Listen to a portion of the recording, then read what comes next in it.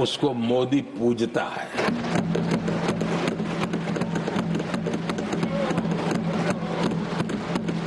गरीब, वंचित, उसकी का कल्याण ये हमारी प्राथमिकता है।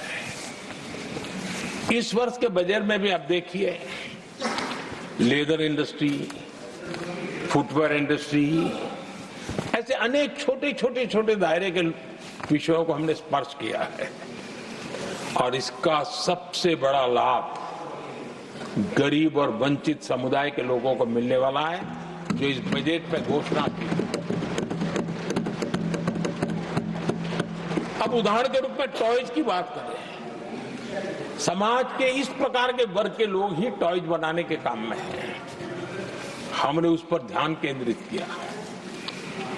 बहुत सारे गरीब परिवारों को अनेक प्रकार की उसमें मदद दी गई और उसका परिणाम आज आया है कि टॉयज हम एक्सपोर्ट करने की आदत में फंसे हुए थे, आज इंपोर्ट करने की आदत में फंसे हुए थे, आज हमारे टॉय 3 गुना एक्सपोर्ट हो रहे हैं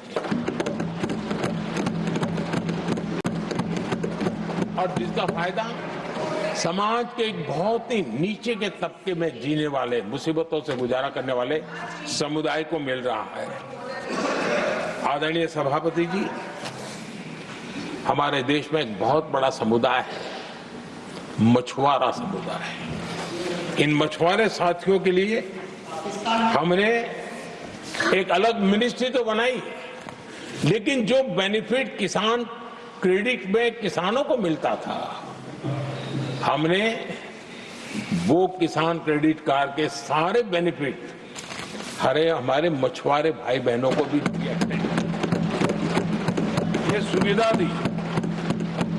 अलग मिनिस्ट्री बनाई, ये काम किया और करीब 40,000 करोड़ रुपया हमने इसके अंदर इंफ्यूज किया।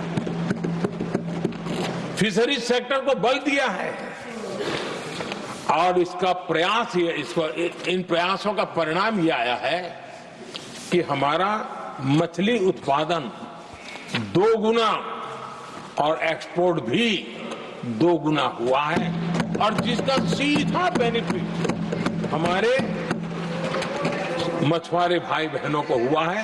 यानी समाज के सबसे उपेक्षित हमारे बंधु हैं, उनको हमने सबसे ज्यादा प्राथमिकता दे करके हमने काम करने का प्रयास किया है। आदरणीय सभापति जी, यहाँ जो जातिवाद का जहर फैलाने की जिनको नया शौक लग गया है, हमारे देश के आदिवासी समाज, उन आदिवासी समाज में भी कई स्तर की स्थितियां हैं।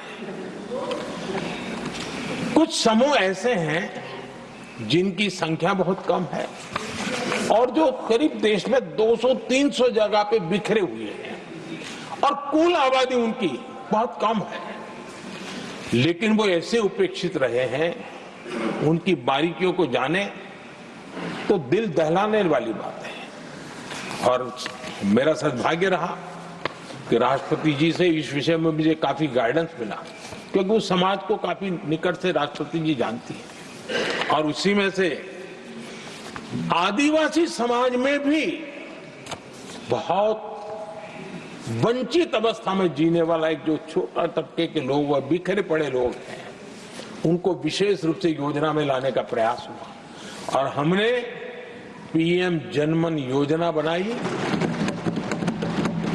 और 24,000 करोड़ रुपए ताकि उनको कुछ सुविधाएं मिले, उनके कल्याण के काम हो और वे भी सबसे पहले तो अन्य आदिवासी समाज की बराबरी तक तो पहुंचे और फिर पूरे समाज की बराबरी करने के लिए योग्य बने।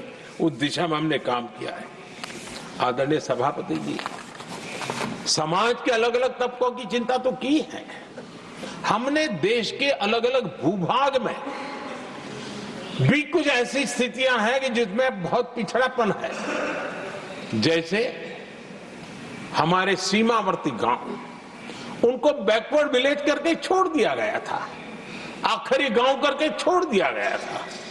हमने सबसे पहले मनोवैज्ञानिक परिवर्तन लाया। हम ये जो दिल्ली पहले और बाद में सब धीरे धीरे धीरे जो जाए दूर जाता जाए आखिर चला जाए, हमने बदल दिया। हमने तय किया कि सीमा पर जो लोग हैं वो पहले और वो अंदर की तरफ आता जाए। जहां सूरज की किरण सबसे पहले आती है और जहां सूरज की आखिरी किरण भी जिनके पास होती है, ऐसे आखिरी गांव उनको हमने फर्स्ट विलेज के रूप में